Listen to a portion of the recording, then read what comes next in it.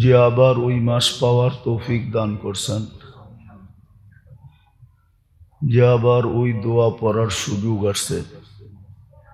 আল্লাহুম্মা বারিক লানা ফি রজব শাবান ওয়া বাল্লিগনা রমাদান।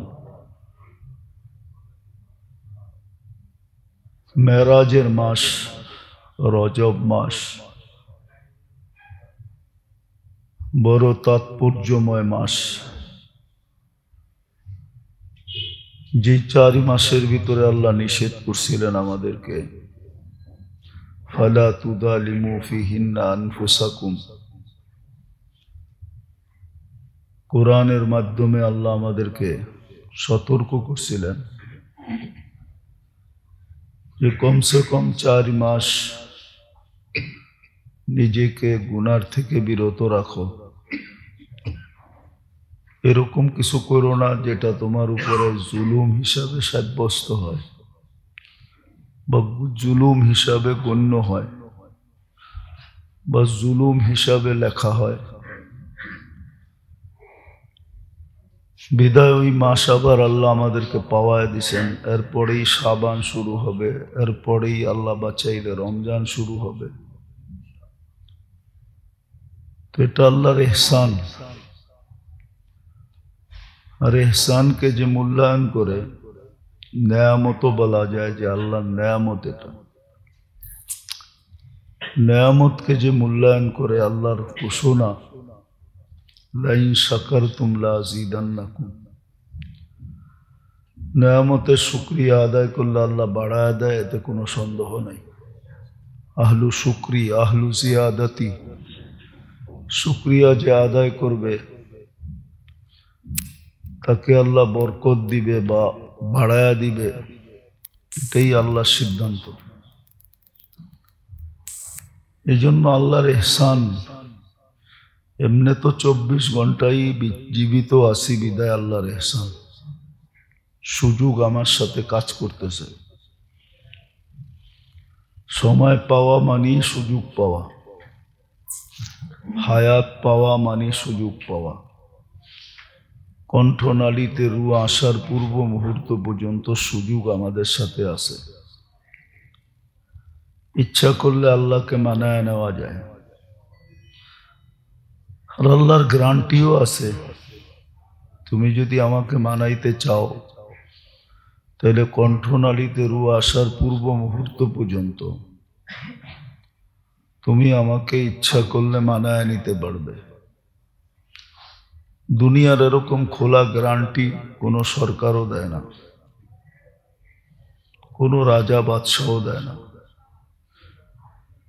কিন্তু আল্লাহ তো সবচেয়ে বড় দাতা বিদায়, জাওয়াদুন করিম বিদায়, দাতাদেরও দাতা বিদায়। পরিপূর্ণ গ্যারান্টি দিতেছেন যে কণ্ঠনালীতে রু আসার পূর্ব মুহূর্ত পর্যন্ত তুমি আমাকে মানায় নিতে পারো। আর বুদ্ধিমানের কাজ এটাই, যখন সুযোগ আসে এটাকে কাজে লাগানো। আর না হলে পরে কিন্তু আফসোস করতে হয়। সুযোগ যখন হাতছাড়া হয়ে যায় তখন কিন্তু আফসোস অবশ্যই করতে হয়, কিন্তু ওই আফসোস কোনো কাজে দেয় না। কেননা সত্য এটাই, গিয়া ওয়াক্ত ফের হাত আতা নেই। যে সময়টা চলে যায় ওটাকে আর ফিরে আনা যায় না।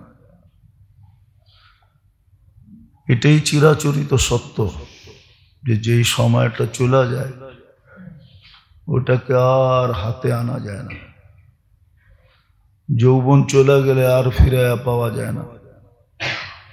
সারা দুনিয়ার বিনিময়েও যৌবন ফেরত পাওয়া যায় না। ঠিক এরকম সুযোগ নিয়ে আসছেন। বোঝা গেল বড় তাৎপর্যময় মাস। নাইলে এই মাসকে আল্লাহ মেরাজের জন্য কেন নির্বাচিত করলেন? আর 4 মাস যে আল্লাহ নিষেধ করছেন গুনাহ করো না,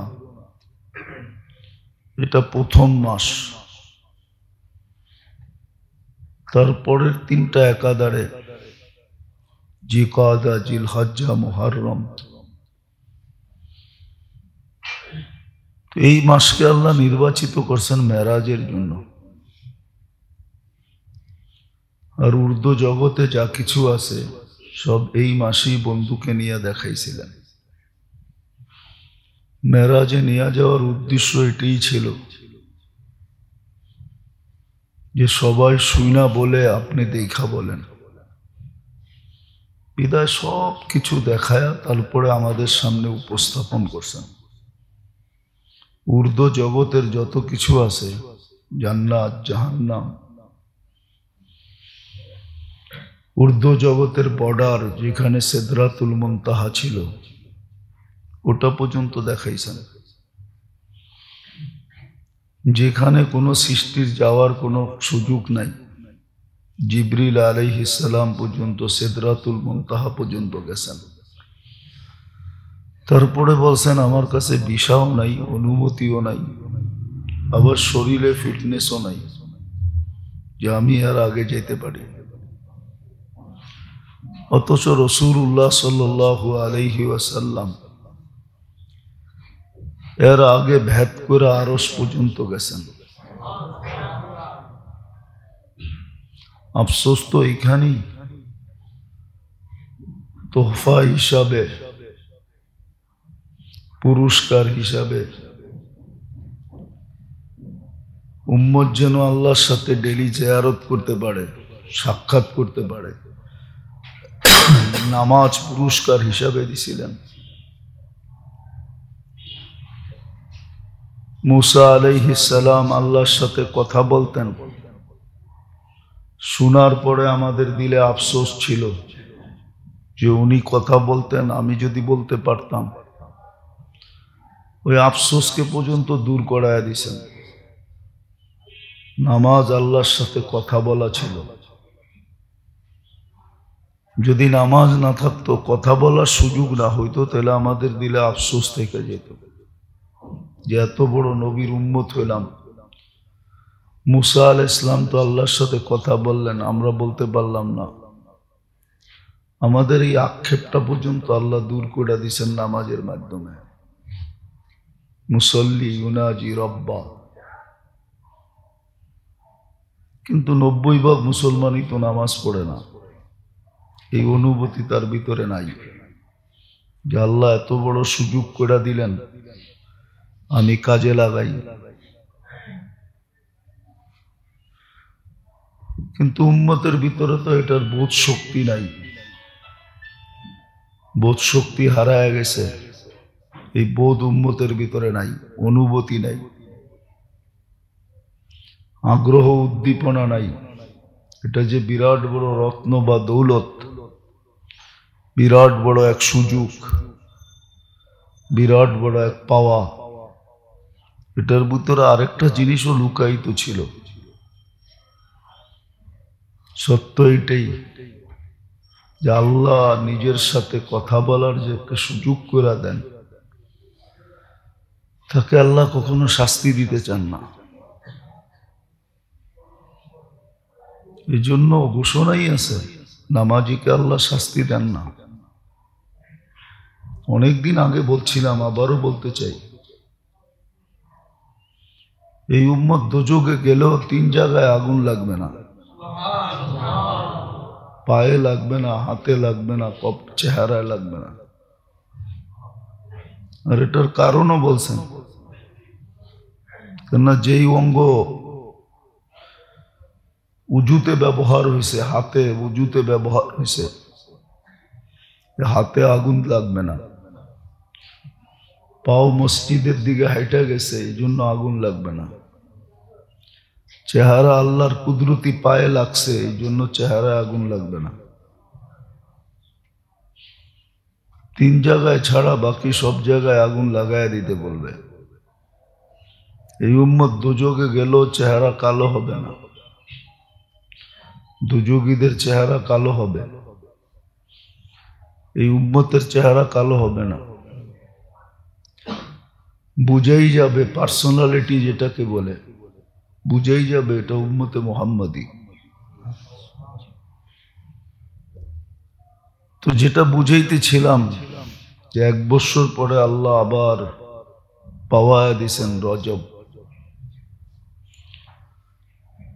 শিখায়ও দিছিলেন দোয়া, বারিক লানা ফি রজব শাবান বল্লিগনা রমাদান। দোয়া শিখায় দিছিলেন যে কমসে কম সীমানায় পা দিয়া যেন মরতে পারি। মৌত যদি আসেও তাহলে সীমানার, রমজানের সীমানার বাহিরে যেন না হয়, কমসে কম রমজানের সীমানার ভিতরে যেন হয়। কিন্তু আফসোস তো এইখানেই, কে কার কথা শোনে? নফসানি জিন্দেগি যখন হয়, মনমতো জীবন যখন হয়, তখন মনেরটাই মানে। তখন যে আল্লাহ সৃষ্টি করছেন ওই আল্লাহটাও মানে না। এই জন্য সমাজের 90-99% মানুষ দেখবেন শিক্ষা আছে, দীক্ষা আছে, সবকিছু আছে, বিবেক আছে, বুদ্ধি আছে, ইচ্ছা করলে বুঝার মতো ক্ষমতা আছে, তারপরও মনেরটাই মানে, আল্লাহরটা মানে না, মন মতো চলে। আল্লাহরটাও মানে না, যিনি দেখা হিসাব বললেন ওনারটাও মানে না, মুহাম্মদুর রাসূলুল্লাহ সাল্লাল্লাহু আলাইহি ওয়াসাল্লামেরটাও মানে না। ওই যে মনের গোলাম হওয়ার কারণে কুয়াশা যখন বেশি হয় তো রাস্তা থাকলেও রাস্তা দেখা যায় না, রানওয়ে থাকলেও প্লেন নামে না, কেননা কুয়াশা। তো মনের পিছে যারা চলে সত্যের উপরে এরকম কুয়াশা পড়া যায়, তখন সত্য থাকা সত্ত্বেও সত্য দেখে না, সত্য থাকা সত্ত্বেও সত্য বোঝে না। আজকে এরকমই হয়ে গেছে, মনের পিছে চলার কারণে সত্য বোঝে না। অথচ সারাদিন যে আল্লাহটা খায় পড়ে ওই আল্লাহটাও বোঝে না। বলে হায়াত আল্লাহর হাতে, বলে রাখে আল্লাহ, মারে কে? মারে আল্লাহ, রাখে কে? প্রবাদ বাক্য বলতে থাকে, তারপরও আল্লাহটা মানে না, মন মতো চলে। বড় পরিতাপের বিষয়। এই জন্যই কোরআন বলছে আফারাইতা মান ইত্তাখাযা ইলাহাহু হাওয়া। আপনি কি ওদেরকে দেখছেন যারা মনকেই প্রভু মানে, মন যেদিকে নিয়ে যায় ওইদিকেই চলে?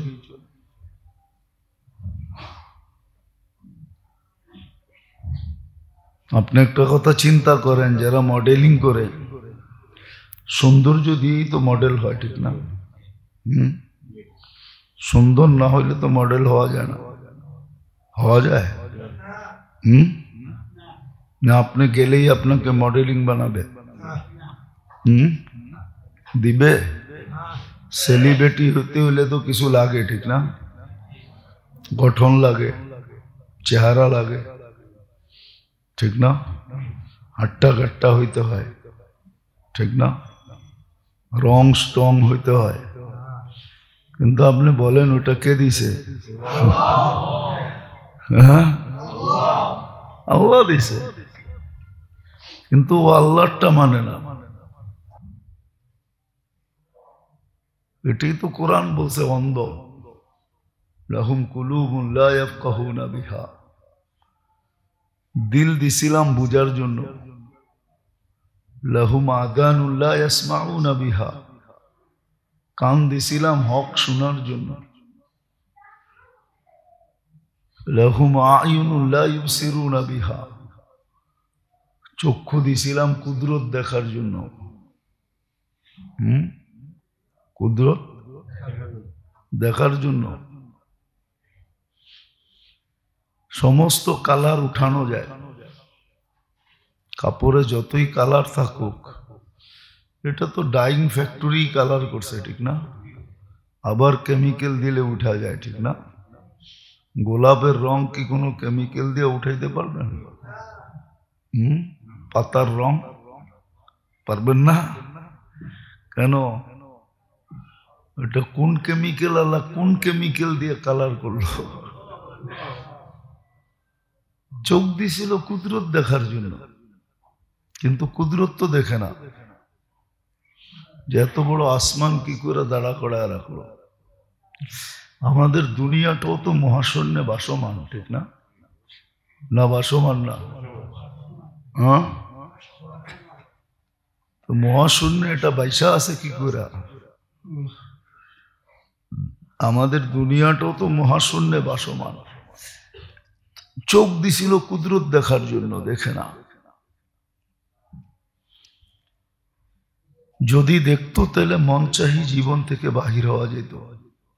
তো যেটা বুঝাইতেছিলাম, যেটা এহসান আল্লাহর, যে আবার রজবের মতো মাস পাওয়ায় দিছে,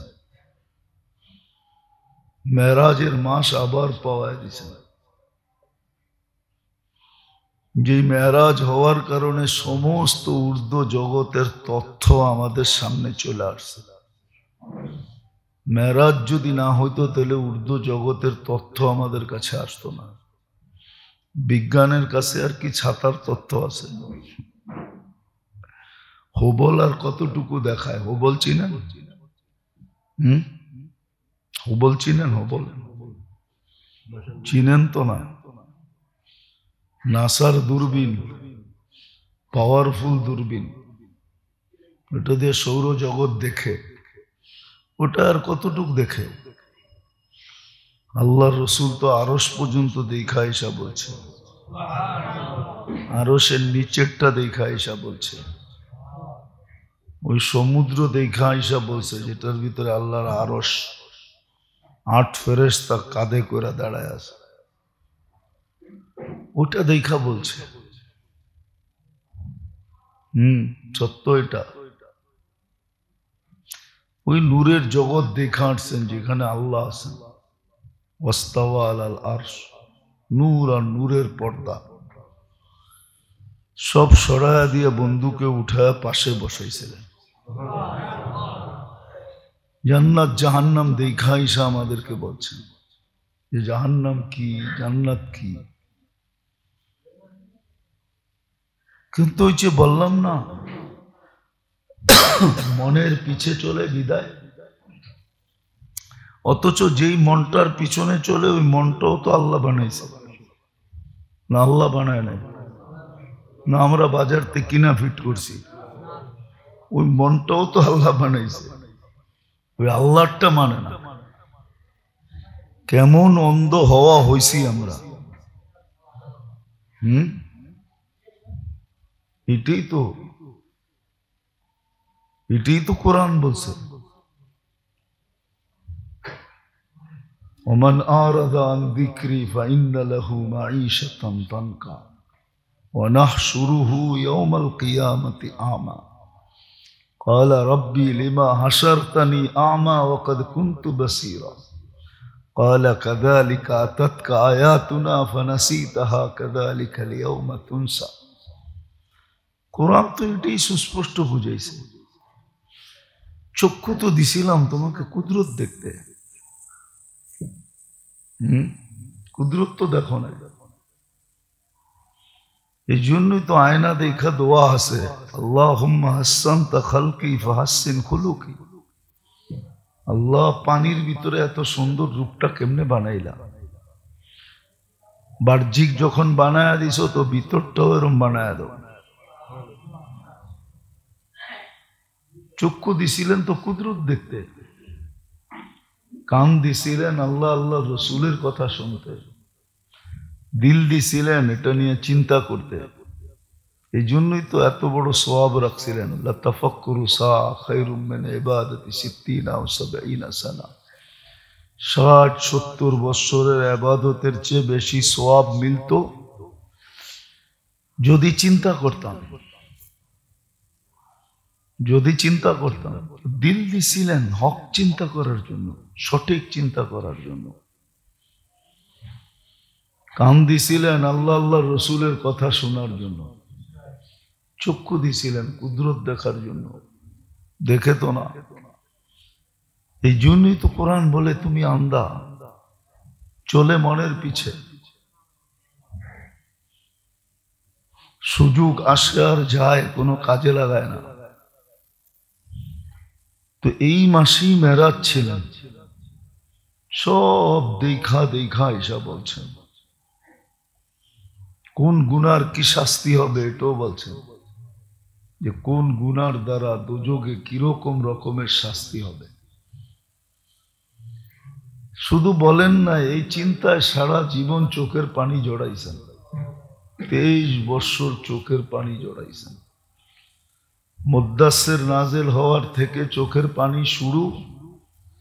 যেই দিন দুনিয়ার থেকে যাইতেছিলেন তখনও চোখে পানি ছিল, উম্মতের জন্য কাঁদছেন। মেরাজে যায়ও উম্মতকে বলেন নাই, ওইখানেও স্মরণ করছেন। তো দেখা এসে আমাদেরকে বলছিলেন যে এই মাসটা কোন মাস।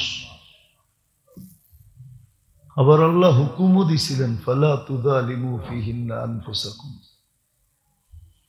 এই 4 মাস কমসে কম গুনাহ করো না।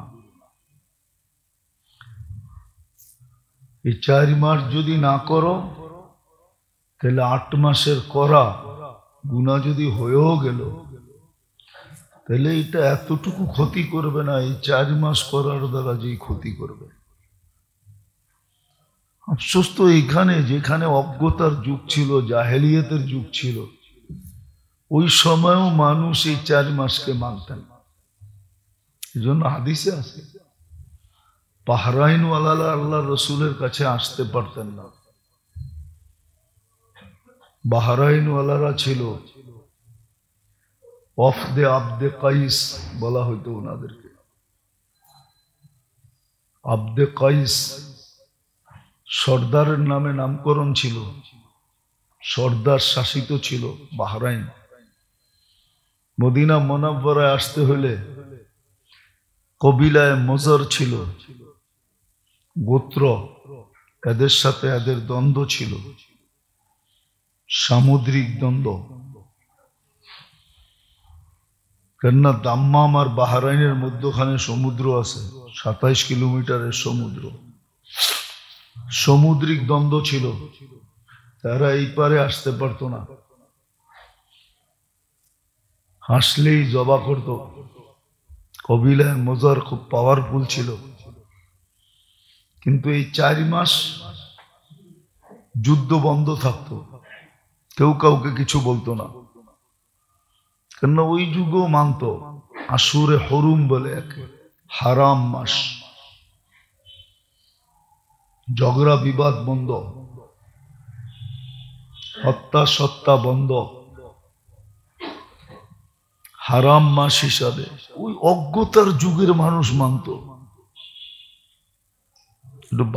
ভাবেন, আমরা তো বলি আমরা শিক্ষিত যুগের লোক, ঠিক না? বিজ্ঞানের যুগের লোক, ঠিক না? এডুকেটেডের সময়ের লোক আমরা সব, এখন এডুকেটেড, নিরক্ষতা নাই, সব অক্ষরের যুগের লোক। ওই অজ্ঞতার যুগের লোক মানুষগুলা অক্ষরে অক্ষরে মানত। এই 4 মাস কোনো পাপ কাজ করতেন না, ঈমান ছিল না, মূর্তির পূজা করতেন কিন্তু গুনাহ করতেন না। চুরি না, জিনা না, হানাহানি না, কাটাকাটি না, মারামারি না, এই 4 মাস করতেন না। বুখারীতে আছে, বাহরাইনওয়ালারা এই 4 মাসে আল্লাহ রসুলের কাছে আসতেন। প্রথম যখন আসছিল তখন আয়েশা এটাই বলছিল যে আমরা আপনার কাছে আসতে পারি না, মধ্যখানে বাধা হইল কবিলায় মজার, শুধু এই 4 মাস আমরা আসতে পারি। আর আমাদের তো কাছেও না, সেই কোথায় মদিনা, কোথায় দাম্মাম, এত বড় রাস্তা পাড়ি দিয়ে আমাদের আসতে হয়। এমন কিছু আমাদেরকে বলে দেন যেটা করলে আমরা জান্নাতে যাব। আল্লাহর রাসূল আমারাহুম বিআরবাইন ওয়া নাহাহুম বিআরবাইন, 4 জিনিসের হুকুম করছেন, 4 জিনিস থেকে নিষেধ করছেন। বলছে যাও তোমাদের পিছে যারা আছে এদেরকে এটা শেখাও, এটাই তোমাদেরকে জান্নাতে নিয়ে যাবে। একটা বাবার এখন আলোকিত দুনিয়া, ঠিক না? বিজ্ঞান সম্মত দুনিয়া, ঠিক না? স্মার্ট দুনিয়া। তারপরেও তো এই 4 মাসের গুরুত্ব আমাদের কাছে নাই, মহত্ব আমাদের কাছে নাই। তাহলে বলেন অজ্ঞ ওরা ছিল না আমরা আছি? জাহেলিয়াতে ওরা ছিল না আমরা জাহেলিয়াতে আছি? তাহলে বাতি জ্বালায়ও অন্ধকার হয় কি করে? আর বাতি জ্বালানোর পরেও যদি অন্ধকার হয় তো ওই অন্ধকার কেমন অন্ধকার আছে আপনারা দেখেন না? মনে হয় কিছু সুরুং পথ আছে, সুরুং মাটির নিচে কিছু, এটাকে কি বলে, গুহা আছে, গুহা বা কি বলে,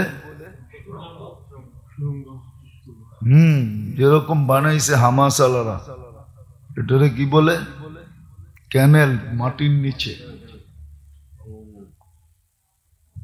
তো এটার ভিতরে টর্চ আলো কাজ করে না, এরকম গুটগুটে অন্ধকার হয় যে আলো আগে যায় না, আলো পাওয়ারফুল টর্চ লাইট মারলেও আগে যায় না।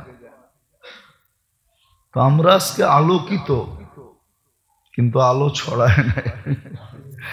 অন্ধকারের গভীরতা এত বেশি যে আমাদের ভিতরে পর্যন্ত এহসাস নাই, অনুভূতি নাই, যেটা 1400 বছর আগে যাদের উপরে আমরা বারবার আঙ্গুল উঠাই, যে অজ্ঞতার যুগ, কি নিরক্ষরতার যুগ, বর্বরতার যুগ, কত শব্দই তো আমরা এটার জন্য ডিকশনারিতে যোগ করলাম, ঠিক না? কিন্তু ওরা অক্ষরে অক্ষরে মানত এই 4 মাস। এই 4 মাসকে ওরা অক্ষরে অক্ষরে মানত, অক্ষরে অক্ষরে মানত, কিন্তু আমরা তো মানি না। সুযোগ তো আল্লাহ নিয়ে আসলেন যে এই 4 মাসের ভিতরে গুনাহ করো না, নিজের উপরে জুলুম করো না, 4 মাসের মূল্যায়ন করো। আফসোস কয়জনে দোয়া শিখছি যে আল্লাহুম্মা বারিক লানা ফি রাজাব ওয়া শাবান ওয়া বাল্লিগনা রমাদান, আর কয়জনই বা এটা পড়ি? আল্লাহর কাছে আবেদনই বা ডেলি কয়জনে করি? রজবের কিন্তু আজকে প্রথম জুমা, রজব মাসের কিছু আমলও আছে, শিখা উচিত, করা উচিত, ওই আমলগুলা করা উচিত। আর রজব আর শাবান এটা হলো রমজানের প্রস্তুতির মাস। এই 2 মাস হলো রমজানের প্রস্তুতি। 2 মাসে প্রস্তুতি নাও, এতটুকু নিট এন্ড ক্লিন হও যে রহমত চাওয়া ছাড়া যেন প্রথম রমজানের 10 দিন কি রহমত চাওয়া ছাড়া যেন রহমত তোমাকে ঘিরা ধরে, রহমত চাওয়া ছাড়াও যেন তোমাকে রহমত ঘিরা ধরে, তোমার যেন চাইতে না হয়, রহমত যেন আইসা তোমাকে চতুর্দিক থেকে ঘিরা ফেলে, বেষ্টন করে ফেলে। রহমত যেন বলে আমি পাইছি তোমারে। এতটুকু নিট এন্ড ক্লিন হওয়ার জন্য এই 2 মাস রমজানের প্রস্তুতি শুরু। কিন্তু আফসোস রজবের তো আজকে 3 তারিখ হয়ে গেল, আজকে 3 তারিখ চলতেছে বা 4 তারিখ, 3 তারিখ চলতেছে আজকে রজবের। কিন্তু বলেন এই 3 দিনের ভিতরে আমি কতবার তওবা করলাম? উচিত তো ছিল তওবা করার, যে রজব মাসের বরকত থেকে যেন বোঝা গেল এই মাসে কিছু একটা আছে। নাইলে বন্ধুকে নিয়ে যাওয়ার জন্য এই মাসটা নির্বাচিত করলেন কেন? কোনো না কোনো গুরুত্ব, কোনো না কোনো মহত্ব, কোনো না কোনো ভেদ এই মাসটার ভিতরে লুকায়িত আছে। নইলে এর চেয়ে তো সুন্দর মাস ছিল রমজানে নিয়ে যেতেন, ঠিক না? জিল হজে নিয়ে যেতেন, মহরমে নিয়ে যেতেন, জিকাদায় নিয়ে যেতেন। রজব কেন নির্বাচিত করলেন? বোঝা গেল এটার ভিতরে কোনো ভেদ আছে। ভেদ, ভেদ বোঝেন? কোন রহস্য আছে এটার ভিতরে, যে রহস্য থাকার কারণে এই মাসটাকে নির্বাচিত করছেন। আর বুঝাইতে চেয়েছেন এই মাসটা যে পাইল সেই রহস্য পাইতে পারে, রহস্যের অংশীদারিত্ব হইতে পারে, তার অংশীদার হইতে পারে, ওই ব্যাটটা অর্জন করতে পারে। কিন্তু আফসোস তো এইখানেই, যতটুকু ওই অজ্ঞতার যুগের মানুষগুলা মানত, আজকে শিক্ষিত মানুষটা তার শিকিবাগও মানে না। জাহেলিয়াতের লোকের যুগের, অন্ধকার যুগের লোকগুলা যতটুকু মূল্যায়ন করত, আজকে স্মার্ট দুনিয়া হওয়া সত্ত্বেও মূল্যায়ন করে না। আচ্ছা, বিজাতিরটা বাদিয়ে দিলাম, ওইখানে তো বিজাতিও মূল্যায়ন করত। আজকে তো মুসলমান জানা সত্ত্বেও মূল্যায়ন করে না, মানা জানা সত্ত্বেও মূল্যায়ন করে না। আমরা জানি রজব একটা বিরাট বড় বরকতময় মাস, মেরাজের মাস, কিন্তু কতটুকু মূল্যায়ন করে?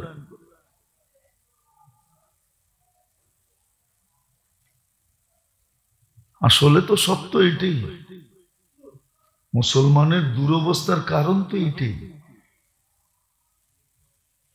যে মৌসুম আসে তারপরও ফোটে না। মৌসুম আসে তারপরও ফোটে না। তো দুনিয়া চিন্তিত হয়, মৌসুম আসলো ফুল ফুটলো না কেন? বাংলাদেশে একটা সময় আসে, কাশফুল চিনেন? কাশফুল ফোটে, এটা ঠিক না? চর অঞ্চলে, ঠিক না? সাদা এলাকা, সাদা আর সাদা দেখা যায়, ঠিক না? আবার এটার উপরে কবিতাও আছে, আছে না? এটার উপরে মনে হয় কবিদের কবিতাও আছে। কিন্তু যদি মৌসুম আসলো কাশফুল ফুটলো না, তো বাংলাদেশের শিক্ষিতরাও চিন্তায় পড়ে যাবে, কাশফুল ফুটলো না কেন? তো ঠিক এরকমই রজবে যা করণীয় তা যদি আমরা ফুটিয়ে তুলতে পারতাম, আমরা এটাকে মূল্যায়ন করতাম, তাহলে সারা দুনিয়ার উপরও এটার প্রভাব পড়ত। সারা দুনিয়াও বুঝতো যে মুসলমানদের একটা মাস চলে আসছে।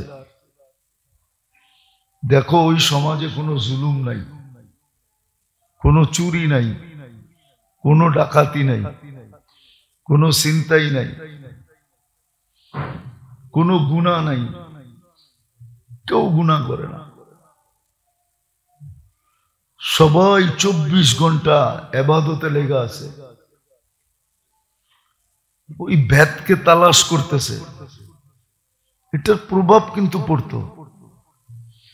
আপনি ভাবেন সারা রমজানে আপনার ইফতারির প্রভাব সারা দুনিয়ার উপরে পড়ে না? পড়ে না?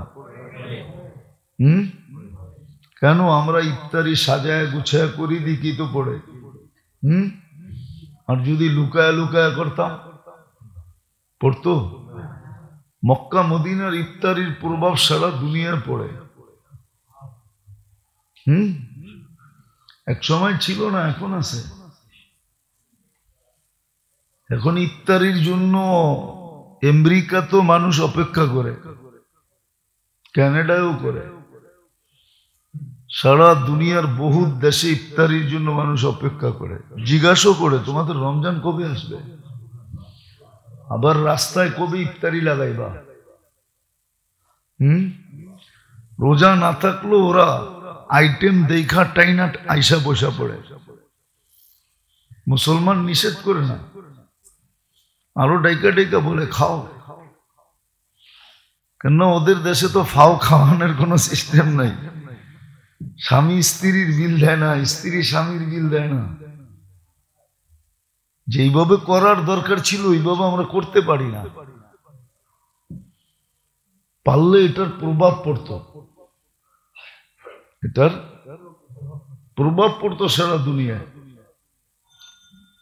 যেমন আসরের পরেই যদি সমস্ত রাস্তায় ইফতারির ব্যবস্থা হইতো, বিত্তশালীরা যদি করত পথিকদের জন্য, তাহলে স্যাটেলাইটে এটা সারা দুনিয়ায় প্রভাব পড়তো। দেখো আমরা তো স্বামীর বিল স্ত্রী দিই না, স্ত্রীর বিল স্বামী দেয় না, ওরা দেখো টাইনা টাইনা খাওয়াইতেছে। কথার চেয়ে আমলের প্রভাব বেশি, এটা জানেন? কথার প্রভাব কম হয়, আমলের প্রভাব বেশি হয়। কথার ভিতরে শক্তি কতটুকু আছে, আমলের ভিতরে শক্তি এর চেয়ে কোটি গুণ বেশি। আপনাকে প্রমাণ দিলে বুঝবেন হাদিস থেকে। বায়াতে রেজওয়ানের সময় যখন খবর চলে আসলো ওসমান রাদিয়াল্লাহু তাআলা আনহু শহীদ হয়ে গেছেন, তো সাহাবা কেউ রাজি ছিল না। আল্লাহ রসুল বলতেছিলেন কোরবানি করো, এহরাম খুলা ফেলো, মাথা মুন্ডায় ফেলো, আগামী বছর পরে আমরা করবো উমরা। কেউ রাজি ছিল না। আল্লাহ রসুল বারবার বলতেছিলেন, কিন্তু কেউ রাজি ছিল না, যে না হয়তো মরবো নাইলে মারবো, এসপার নাইলে ওসপার, আজকে একটা কিছু হয়ে যাবে।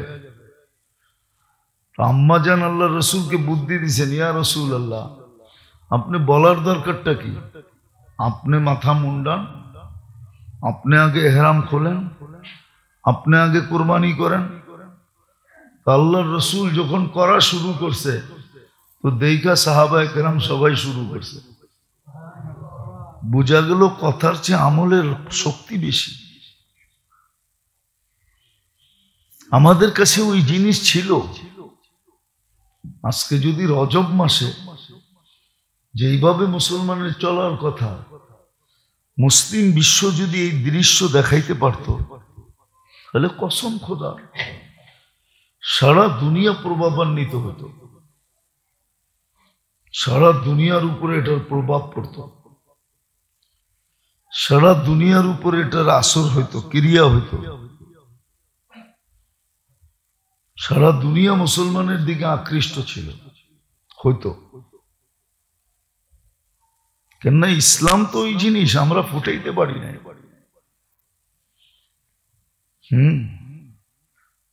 কারিগর তো ওকেই বলে, কারিগর তো ওকেই বলে যে জিনিসকে ফুটায় মানুষের চোখে তাক লাগায় দেয়, ওর নামই তো কারিগর। নাইলে কারিগর কাকে বলে? এরম কাম দেখাইছে যে মাইসের চোখ লাগায় দিছে। মুসলমানও পারত, কিন্তু আফসোস আমরা তো পারি না। নাকাবার পারার কারণে দুনিয়া প্রভাবান্বিত হয় না, দুনিয়া আকর্ষিত হয় না, দুনিয়ার সামনে আমরা ফুটাইতে পারি না। চেষ্টা তো আল্লাহ কম করেন না, আল্লাহ রসুলও কম করেন নাই।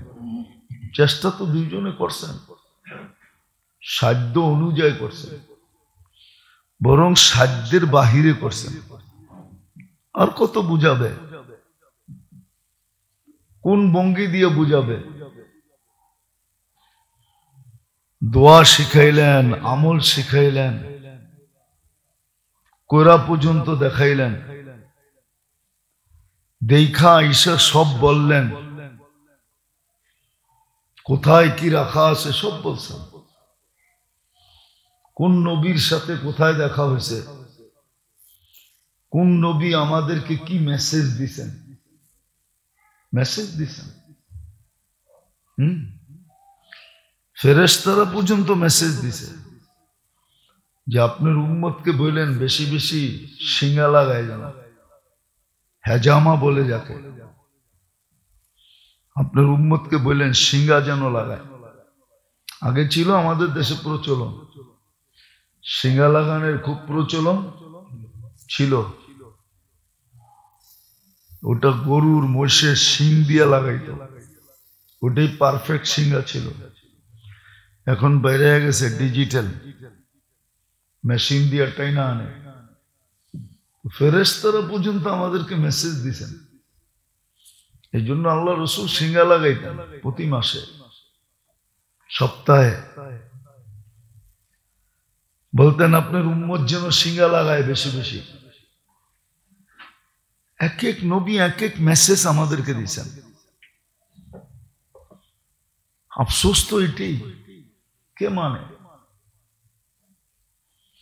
আর না মানার কারণও বলছি, সবাই আমরা মন মতো চলি। যদি মন মতো না চলতো, একটা কথা যুক্তি দিয়ে আমাকে বুঝান। কোরআন তো সবাই ঘরেই রাখা আছে, ঠিক না? হ্যাঁ, ডেলি ওটাকে চুমা দেয় কে? না পড়ুক মানলাম, পড়ে না, চুমা দেয় কে? কোরআন পড়তে জানি না, ঠিক আছে, অভিযোগ করতে পারতাম যে আমি তো পড়তে জানি না। সোয়াব খতমের সোয়াব, কোরআন খতম করার সোয়াব নেওয়ার আমার কাছে কোনো সুযোগ নেই। কিন্তু আল্লাহ তো ওই ব্যবস্থা করে দিছিলেন যে সূরা ইখলাস একবার পড়লে 10 পারা, 2 বার পড়লে, 3 বার পড়লে, ডেলি এই নিয়েতে পড়ে কে? 3 বার সূরা ইখলাসকে পড়ে। অথচ সহজ, অথচ সবচেয়ে ছোট। কোরআনের সবচেয়ে ছোট সূরার ভিতরে সূরা ইখলাসও একটা। 3টা সূরা সবচেয়ে ছোট, ইন্না আতাইনা ওয়াল আসরি আর কুল হুয়াল্লাহ। সূরা ইখলাস ছোট, কিন্তু পড়ে তো না। কেউ পড়লেও কি পড়ে এটা বোঝা যায় না, সহিও তো করে না যে হুজুর ঠিক আছে। এক হাদিসে তো ইঙ্গিত পাওয়া গেল, অনুমতি পাওয়া গেল। এক সাহাবী শুধু ইখলাস দিয়ে নামাজ পড়তেন, সব রাকাতে ইখলাস, বুখারীতে আছে। সাথীরা এসে অভিযোগ করছে, ইয়া রাসূলুল্লাহ, কেমন ইমাম পাঠাইলেন, তো সব রাকাতে ইখলাস পড়ে। তো জিজ্ঞাসা করছে, সব রাকাতে ইখলাস পড়স কেন? আমি এটাকে ভালোবাসি। আল্লাহর পরিচয় পরিপূর্ণ আছে, আল্লাহ নিজের পরিচয় দিয়েই ইখলাস নাযিল করছেন। কাফেররা জিজ্ঞাসা করছে, আপনার আল্লাহর পরিচয় কি? আল্লাহ নিজের পরিচয় নিজে দিছে, কুল হুয়াল্লাহু আহাদ, কুল হুয়াল্লাহু আহাদ, আল্লাহুস সামাদ, লাম ইয়ালিদ ওয়া লাম ইউলাদ ওয়া লাম ইয়াকুল লাহু কুফুয়ান আহাদ।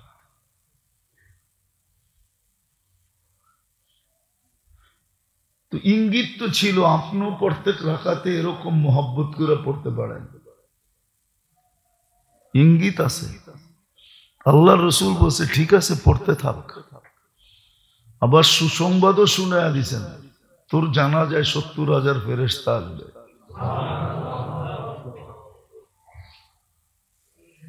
অথচ ওই কুল হুয়াল্লাহ সহিও তো করি না। রাগ হয়ে গেলেন? লজ্জা লাগবে কোন আলেমের কাছে যে সহি করলে?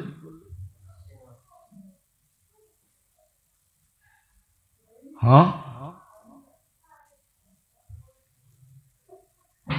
লজ্জা লাগবে নাকি? কি কোন? একটা সময় তো মানুষের থাকে লজ্জা খোলাই থাকে, ঠিক না? তারপরেই তো ডাকার বুদ্ধি আসে, ঠিক না? কি মনে হয় বোঝেন না? লজ্জা খোলা থাকার সময়টা যদি না পাইতো তাহলে লজ্জা ডাকার বুদ্ধি আসতো না। লজ্জা খোলার সময়টা আসছিল বিদায়ী ডাকার বুদ্ধিটা আসছে। এখন কি করে ডাইকা চলে, ঠিক না? আর ওই সময় কি চলছে? লুঙ্গি কান্দে উনি আসতেছে, ঠিক না? লুঙ্গি নাই, উনি সোজা রাস্তা দিয়ে হাঁটতেছে, ঘরের মধ্যেও না। কি সত্য তো এটি। আজকে লজ্জা করতেছি, সূরা ইখলাস সহি করতেছি না। রাখবেন না, আমাদের অধিকাংশই সূরা ইখলাস সহি না। উচিত আলেমদের কাছে যায় সহি করা, চুপে চাপে যায় সহি করা আর পড়া। তো যেটা বুঝাইতেছিলাম, কোরআন তো ঘরে আছে, চুমা তো দেয় না। এই মাস আল্লাহ আমাদেরকে পাওয়ায় দিছিলেন। আল্লাহর ইহসান যে আপনি রজব আবার দেখতে পারছেন,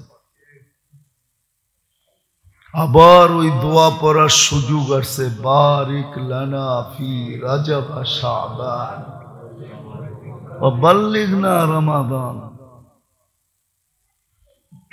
উচিত তো ছিল যে এটার স্লোগানে পুরাটা মুসলিম সমাজ মুখরিত থাকবে, যে যাকে দেখবে সালাম দিবে, তারপরেই স্মরণ করায় দিবে বারিক লানা রজব শাবান ওয়া বাল্লিগনা রমাদান। একজন আরেকজনকে স্মরণ করায় দিবে। যেই গুনাহ হইতেছিল এটা থাইমা যাবে, ওটা থাইমা যাবে। যত মুসলমানের ভিতরে যত গুনাহ ছিল সব থেমে যাবে, সব থেমে যাবে। উচিত ছিল ডিশালাকে বলা যে এই মাসের জন্য কেটে দাও, পরের মাসে আবার চালু করে দিও, এই মাসে করবো না গুনাহ। উচিত ছিল এই মাসে দান সদকা খয়রাত খুব বেশি বেশি করা। মেরাজের মাস, রজব মাস, রমজানের প্রস্তুতির মাস। তারপরেই তো কিন্তু নিয়ে আসছেন সবে বরাত, প্রথম মেরাজ, তারপরে বরাত, তারপরে রমজান। একটা সিরিয়াল সাজাইছেন। কিন্তু আফসোস তো ওইখানেই, প্রথমেই বলছি, মন মতো চললে কি করে হবে। কিন্তু এটাও তো ভাবি না যে মনটাও তো আল্লাহ বানাইছে, আমি এটার পিছনে চলি কি করে, ডাইরেক্ট আল্লাহর পিছনে চলি। কর্মচারী যদি বুদ্ধিমান হয় তো ম্যানেজারের সাথে লাগানোর চেয়ে মালিকের সাথে লাগাইতে চেষ্টা করে বেশি, যে দেখি আমি কোনো মতে মালিকের সাথে ভাও লাগাইতে পারি কিনা। যদি ভাও লাগাইতে পারি তো হইতে পারে ম্যানেজার আউট, আমি ম্যানেজার, ম্যানেজার আমি ম্যানেজার। বুদ্ধিমান হইলেও সুযোগ খোঁজে মালিকের কি করে কাছে হওয়া যায়। আমরা তো বুদ্ধিমান না, এটাই তো আফসোস লাগে। এই জন্য মেরে দোস্ত, আবার সুযোগ আল্লাহ নিয়ে আসছেন, এটা আল্লাহর ইহসান। রজব আল্লাহ পাওয়ায় দিছেন, দোয়া পড়ার সুযোগ করে দিছেন। যদি বেঁচা থাকি তো কিছু আমল করার সুযোগ দিছেন, কিছু আমল করার সুযোগ দিছেন। ওই আমলগুলা শিখা উচিত যে রজবে আমি কি কি আমল করব। কোন আমল আল্লাহ রসুল শিখাইছেন? সবচেয়ে বড় যেটা শিখাইছেন ইস্তেগফার শিখাইছেন। বেশি বেশি ইস্তেগফার করো।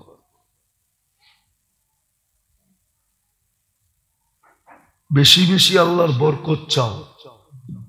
বারিক লানা এই জন্য বরকতের থেকে আসছে। বেশি বেশি আল্লাহর বরকত চাও, বেশি বেশি আল্লাহর রহমত চাও। আল্লাহ বরকতের দরজা খুলে দেন। এই জন্যই তো, কেননা আছে রমজানে রিজিক বাড়ায় দেয়। রিজিক রমজানে তো মুসলমানের আফসোস করার কথা না, হায় হায় করার কথা না, নাই নাই করার কথা না, বরং রজব এই জন্যই দিছিলেন যে এতটুকু বরকত চায়া নিবে যে রমজান মাসে হায় হায় করবে তো দূরের কথা, নিজে দুই হাতে এরকম বিলাবে যে মানুষ দেখা তাক লাগা যাবে যে এত দেয় কোত্থেকা। এই জন্যই হাদিসে আছে আল্লাহ রসুল রমজান মাসে এত দান করতেন। হাদিসের শব্দ হলো কারিহিল মুরসালা, তুফানের গতি পর্যন্ত আল্লাহর রসুলের কাছে হার মাইনা যেত, এরকম দিতেন। আর ওই বরকত নেওয়ার সময়ই কিন্তু রজব। আমরা তো খালি হুজুর দেখলে দোয়া চাই, আরেকজনরে দেখলে দোয়া চাই, ঠিক না? আমি তো করি না। রজব তো দিছিলেন বরকত নেওয়ার জন্য, রজব তো দিছিলেন রহমত নেওয়ার জন্য, রজব তো দিছিলেন স্ফুত পবিত্র হওয়ার জন্য, রজব তো দিছিলেন ওই রাজ আর ওই ভেদ উন্মোচন করার জন্য, উন্মোচন করার জন্য। ওই ভেদ আপনি নিয়ে আনিছেন, এখন আপনি সবাইকে ডাকতেছেন কাল লাগবে আয়। যেমন ওই সাহাবীর মতো আয়েশা কৌশলে বলছে হাসান রাদিয়াল্লাহু তাআলা আনহুকে 1 লক্ষ দিনার দেখি নাই একসাথে। তো উনি বস্তা আইনা দিয়া দিছেন, এটার ভিতরে পুরো 1 লক্ষ রাখা আছে, যা তোরে হাদিয়া দিলাম, তোরে দান করে দিলাম। ও মসজিদে নববীতে যায়া নাইডা চেরা ঢাইলা দেখছে, দেখা একটা চিৎকার দিছে, মাল্লাহুল হাজা, কার দরকার আছে আয় জলদি। 10 মিনিটে বাক করে দিয়া দিছে। খালি বস্তা নিয়ে বাড়িতে গেছেন, রাখেন বস্তা, আবার মাল আসলে কই রাখবেন? কয় টাকা কই? কয় জাগো দরকার তা করে দিয়া দিছি। রজব তো এই জন্য ছিল যে আপনি এত বরকত নেন। রমজান মাস আসলে আপনি সবাইরে ডাকেন, কার কার লাগবো আয় জলদি, আমার কাছে বস্তা পড়া আছে, দিতে থাকবো। অথচ রমজান আসলে তো আমরা সবাই হায় হায় করতে থাকি, কেমনে রমজান কাটবে, প্রয়োজন কোত্থেকে মিটবে, ঈদের কাপড় চোপড় কেমনে হইব, হায় হায় করতে থাকি না? কেন হায় হায় করে না? রজব তো দিছিল বরকত নেওয়ার মাস, রহমত নেওয়ার মাস, পুত পবিত্র হওয়ার মাস, ওই রাজ নেওয়ার মাস, ওই রাজ, ওই ভেদ, হ্যাঁ, ওই গুপ্ত জিনিস জানার মাস, যেটা করার পরে, যেটা শিখার পরে, যেটা জানার পরে, যেটা অভ্যাস করার পরে সবকিছু আপনার হাতের মুঠায় চলে আসবে। ইঙ্গিত ছিল, ইঙ্গিত, ইঙ্গিত, যদিও আমরা বুঝি না, ইঙ্গিত ছিল। বন্ধুকে মেরাজে নিয়ে উম্মতকে ইঙ্গিত দিছে, ইচ্ছা করলে সমগ্র জগৎ তুমি মুঠায় আনতে পারো। এখন তো বলি দুনিয়া আঙ্গুলের মাথায়, ঠিক না? সমগ্র জগৎকে তুমি মুঠায় নিয়ে আসতে পারো। কেন? এই মাসের ভিতরে ওই ভেদ আছে, ওই পাওয়ার আছে, ওই পাওয়ার এই মাসের ভিতরে আছে। এই পাওয়ার আছে এই মাসের ভিতরে। কি পাওয়ার, শক্তি আছে।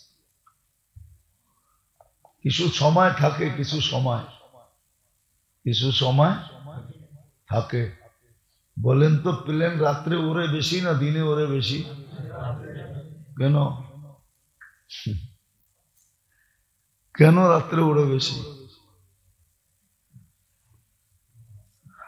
কেন ওড়ে বেশি? কন্যা আপনারও তো শিক্ষিত। আকাশটা ঠান্ডা থাকে, এটা হলো গ্রাম্য কথা আর কি, মেনে নিলাম আপনারটাই।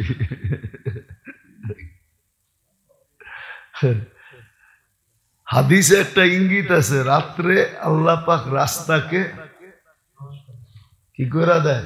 শর্ট করে দেয়। সহজ না, শর্ট। কি করে? হাদিসে আছে, আমরা মানি নাই, দুনিয়া মাইনা নিছে। কিন্তু এটা মুসলমানদের ছিল। কার ছিল? রাতের বেলা আল্লাহ রাস্তাকে কি করে দেয়? ছোট করে দেয়। কি ছোট করে দেয়? এই জন্য প্লেন রাত্রে চলে বেশি। ওই ওদের বিজ্ঞানীরা খুঁজা খুঁজা এটা কাজে লাগায় দিছে, আমরা লাগাই না।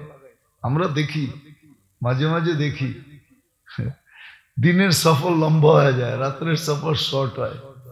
দিনে যেটা 6 ঘন্টায় যেই রাত্রে দেখা যায় ওটা উঠতে 3 ঘন্টা লাগে, 2.5 ঘন্টা লাগে। এখন আমি ময়মনসিংহ যাবো জুমা পড়ায়, কিন্তু দেখা যাবে 4, 5, 6 ঘন্টা লেগে যাবে। কিন্তু রাত্রে আসবো, দেখা যাবে যে ময়মনসিংহ শহর থেকে টান দিছি একবারে জয়দেবপুর পর্যন্ত 2 ঘন্টায় চলে আসছি, 2.5 ঘন্টায় চলে আসছি। মাঝে মাঝে চিটাগাং সিটি গেটের থেকে আমার বাসা পর্যন্ত আসতে 3 ঘন্টা 20 মিনিট লাগে, কিন্তু দিনের বেলা 6 ঘন্টা লাগে। এই জন্য প্লেন রাত্রে চলে বেশি, দিনেও চলে কিন্তু রাত্রে চলে বেশি। ওরা হাদিস থেকে এই উক্তি দিছে, কিন্তু ছিল আমাগো, আমরা কাজে লাগাইতে পারি না। তো যেটা বুঝাইতেছিলাম যে আল্লাহ আবার সুযোগ পাওয়ায় দিছে, তা আল্লাহর ইহসান। রজব পাইছে, এরকম একটা পরিবেশ বানান, যাকে দেখবেন সালাম দিবেন, তারপরে দোয়া পড়বেন, আল্লাহুম্মা বারিক লানা ফি রজব শাবান ওয়া বাল্লিগনা রমাদান। একটা স্লোগান বানায় ফেলেন এটাকে। বরকত নেন আল্লাহর কাছ থেকে, রহমত নেন আল্লাহর কাছ থেকে, কত পবিত্র করেন ইস্তেগফার পড়া। পারবেন? শিখেন এই মাসে কি কি আমল, চোখা চোখা কিছু আমল আছে, চোখা চোখা কিছু তসবিহাত আছে, যেটা পড়ার দ্বারা, শিখার দ্বারা, করার দ্বারা সারা বৎসরের ঘাটতি পুরা হয়ে যাবে। আল্লাহ আমাদেরকে বুঝার, শিখার, মানার তৌফিক দান করেন। ওমা আলাইনা ইল্লাল বালাগ।